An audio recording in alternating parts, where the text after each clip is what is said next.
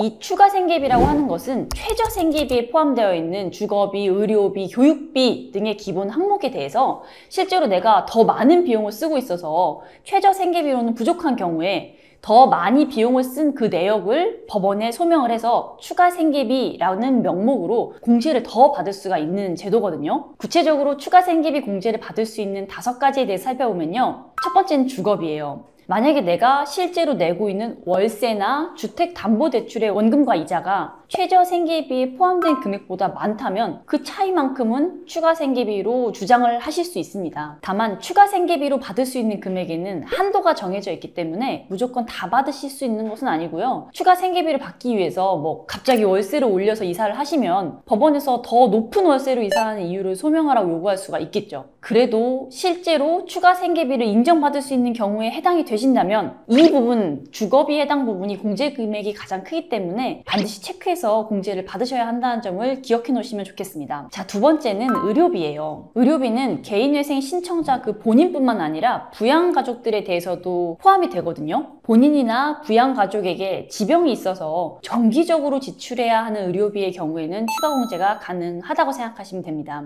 세 번째는 교육비입니다. 교육비는 자녀 한 명당 최저 생계비 중에서 약 7만 원이 책정되어 있는데요. 매달 공교육비로 그거보다 더 많이 쓰는 경우에는 최대 15만 원까지 추가 생계비로 공제를 받을 수가 있었어요. 그런데 작년에 교육비의 경우에 기존에 공교육비만 인정하던 것을 공교육과 사교육을 구분하지 말고 18만 원까지 추가로 인정을 해주기로 이제 결정을 했어요. 이런 서울회생법원의 전향적인 개정에 기대서서 이제 다른 지역에서도 조심스럽게 추가 생계비를 요청을 해보는 경우가 있는 것 같아요. 자, 네 번째는 부양가족에 대한 추가 생계비 공제인데요. 그런데 실제로는 부모님을 모시고 사는데도 부양가족으로 인정을 못 받는 경우에는 이게 굉장히 안타까운 일이거든요. 그래서 이런 경우에는 부모님을 부양가족으로 넣지는 못하더라도 부모님을 위해서 지출되는 비용이나 용돈 같은 것들을 추가 생계비로 주장을 해서 공제를 받아보실 수가 있어요. 그런데 당연히 부모님께서는 나이도 많으시고 소득이나 재산도 없으셔야 가능하겠죠. 마지막으로 5번째는 반려동물 양육비 공제예요. 요즘에는 반려동물을 키우시는 분들도 많고 다들 반려동물을 가족처럼 자식처럼 생각을 하시거든요.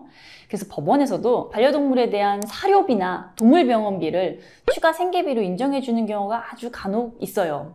이게 일반적으로 회생법원에서 다 인정해주고 있다 이렇게 말씀드리기는 좀 어려운데요. 서울회생법원에서 공제를 받은 사례들이 있다 이 정도 상태인데 전체적인 추세로 볼 때는 아무래도 점차 인정되어야 하는 부분이다 라고 생각을 하기 때문에 실제로 반려동물을 키우고 계신 경우에는 한번 시도해 보시는 것도 좋을 것 같습니다.